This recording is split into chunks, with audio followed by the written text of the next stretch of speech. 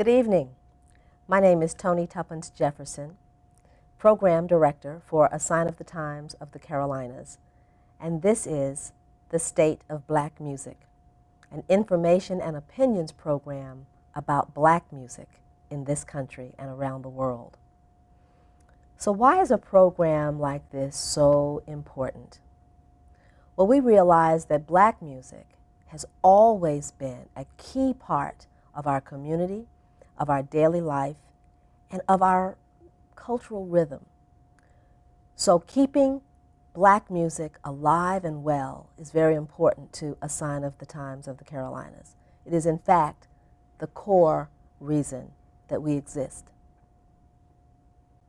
Tonight we're going to do something a little different. We're going to share with you excerpts from some of A Sign of the Times programs. Tonight will feature Digging History through music and dance.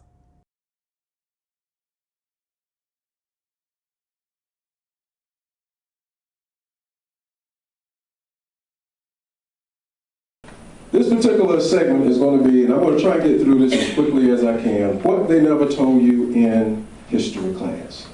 Rediscovering the African presence in world history and the Bible. Since I'm a minister, this is going to have a little spiritual connotation to it, but at the same time, we're going to bring it back to history as well. Amen? Amen. Keep going, my dear.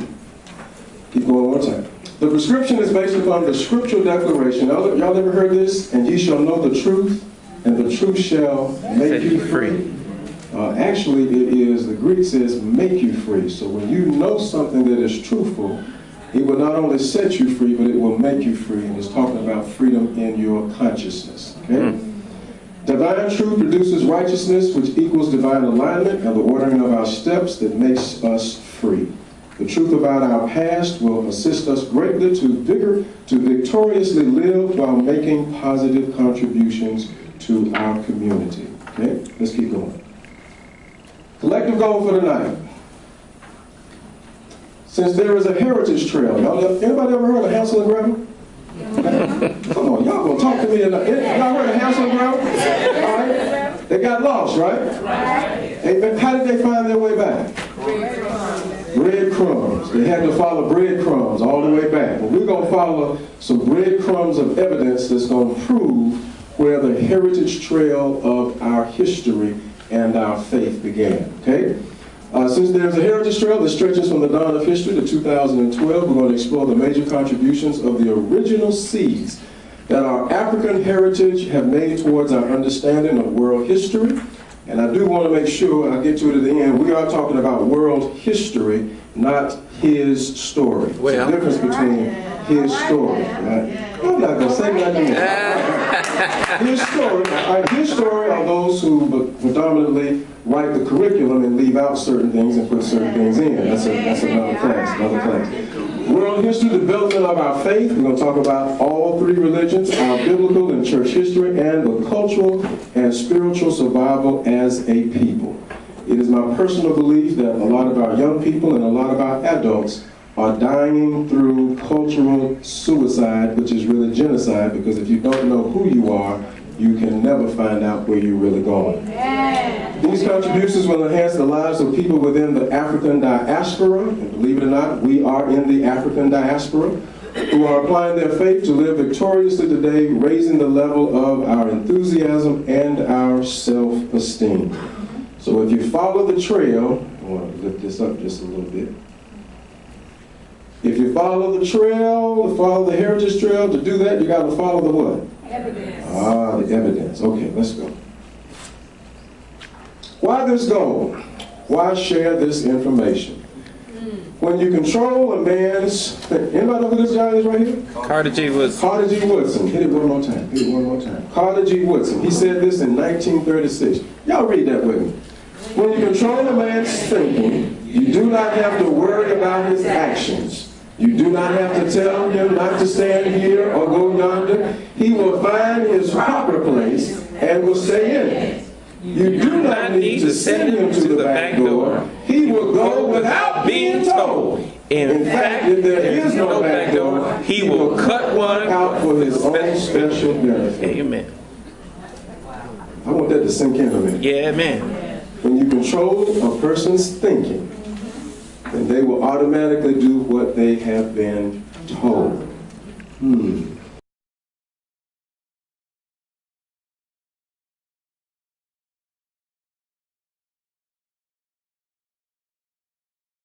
This piece for the United Nations, and it is part of a large series. You know, 2011 was, do you know what 2011 was? The year of people of African descent, 2011. And all throughout the year, the world, there were celebrations about us, the people of African descent, the people of the Western diaspora. As there are several diasporas throughout the world, we happen to live in the youngest. So I'm going to go through this piece, and the reason that I wanted to preface this is because, again, this is a really very ambitious project to tackle these empires. The first thing I need to do is distinguish between empires and kingdoms. They're not the same, particularly in Africa. But I started, when I wrote this piece, I started with the 26 dynasties of Egypt. It's an impossible task. I can't get through it. So I decided to just brief it and skip over it and go into 7 different kingdoms and empires.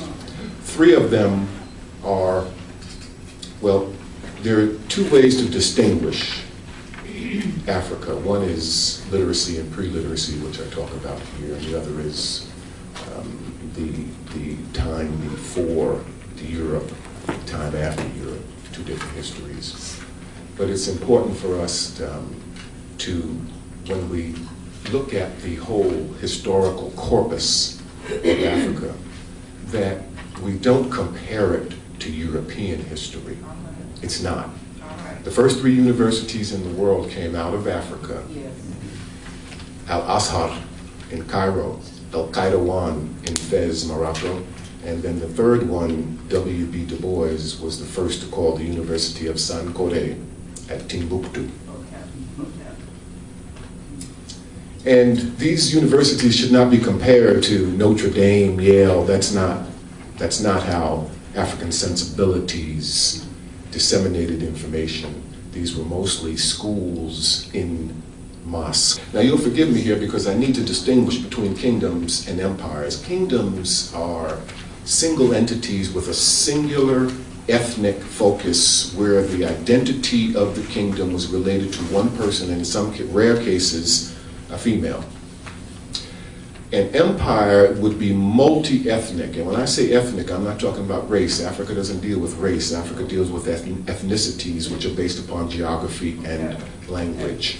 So there are multiple hundreds of ethnicities there. An empire, as I'm going to get into here, would have encompassed multi-ethnicities and languages, would have had a central government, would have had, more importantly, an economy that tied itself to the outside world, specifically the northern Mediterranean areas. When I say Mediterranean Africa, the Levant, which would have been areas like Iraq, Persia, which is now Iran, places in that area, and the Hijaz, which would have been Saudi Arabia, Yemen, places of that area.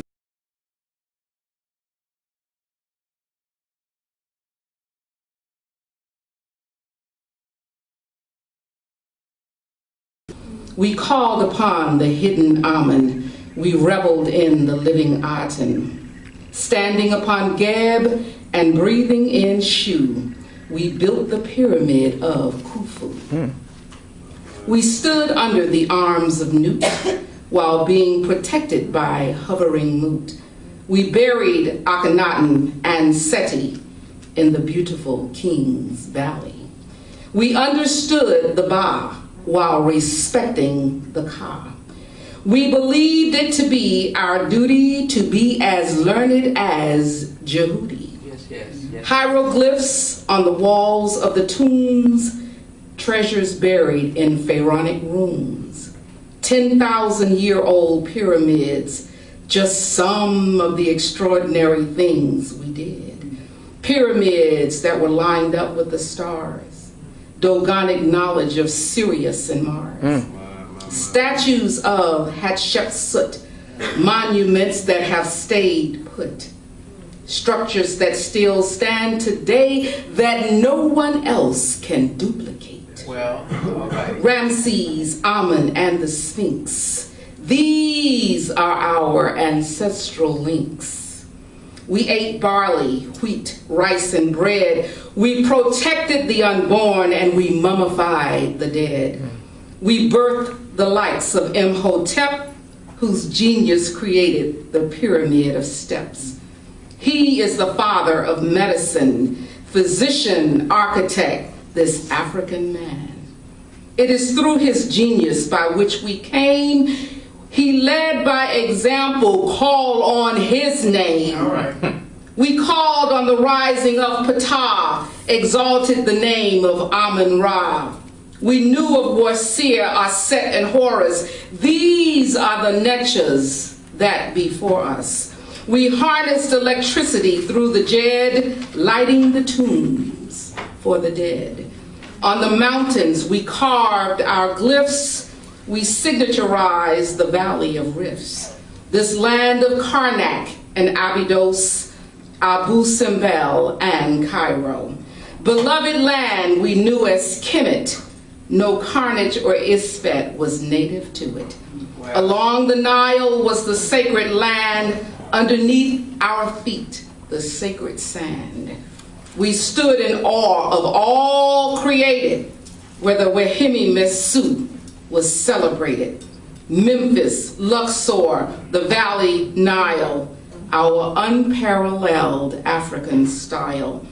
This pharaonic world of kings and queens, the highest culture this world has ever seen. I wanted to run away, I wanted to die, but I couldn't let my baby go.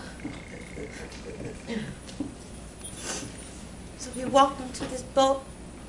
It's the largest boat I've ever seen.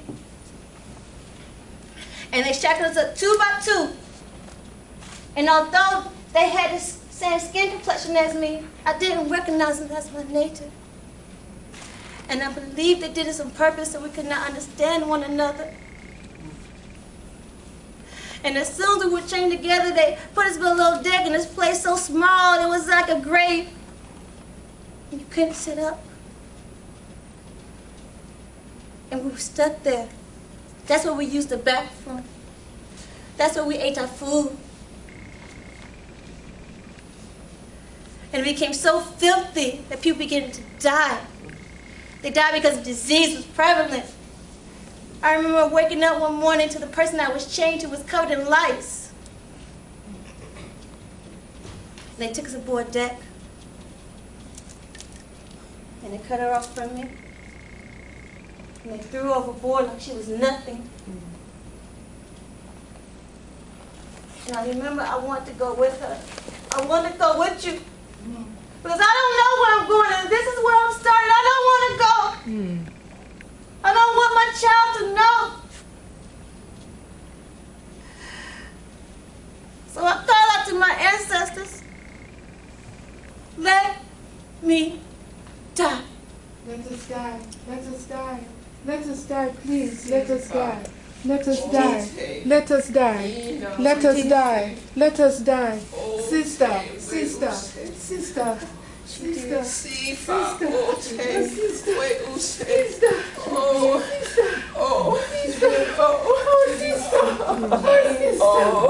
it shall be better. One day when our ancestors come for us, it shall be better. It shall be better. It shall be better. It shall be better. It shall be better. It shall be better.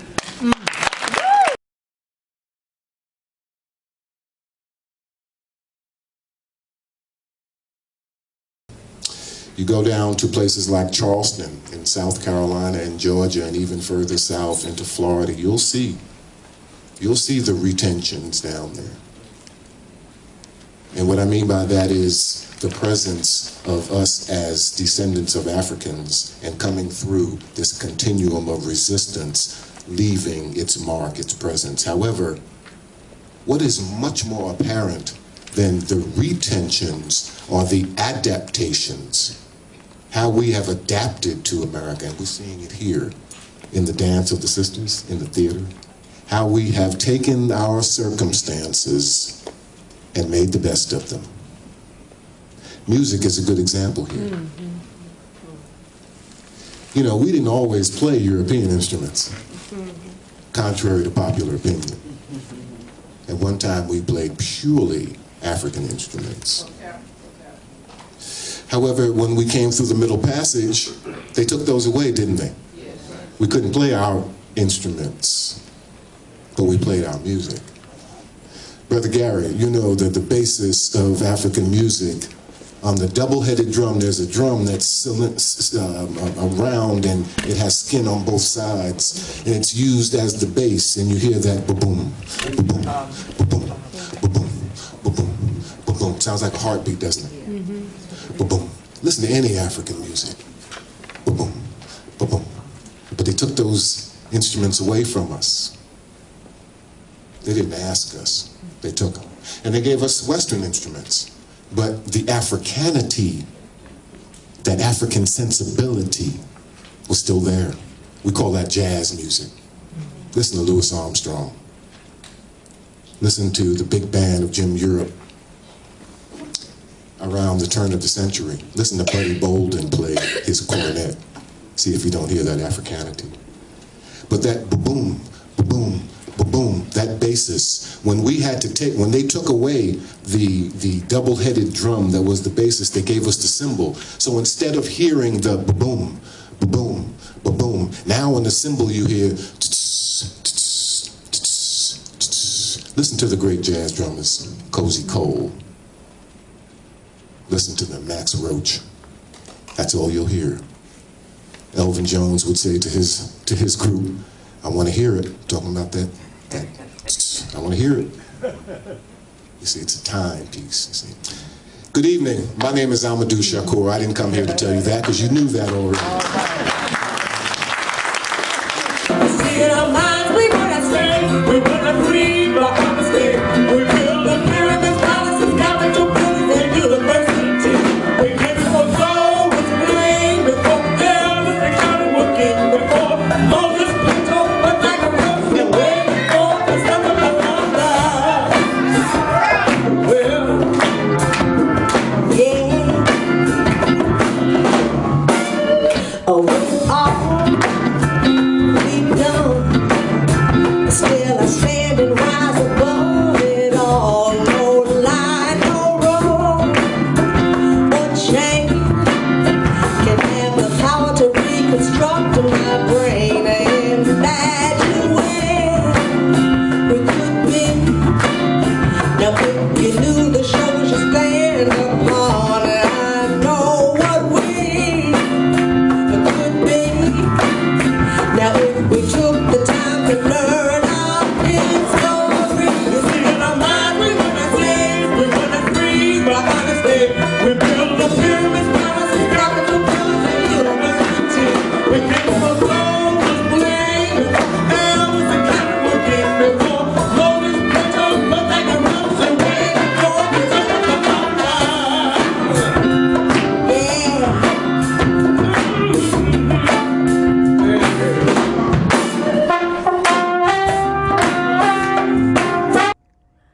I hope you enjoyed that, and I hope you will stay involved and get more information about A Sign of the Times. If you'd like to contact me, you can do so at tony@asignofthetimes.org, or you can contact the director, Tyrone Jefferson, at tyrone@asignofthetimes.org. And as always, do something positive. And as for us, stay tuned.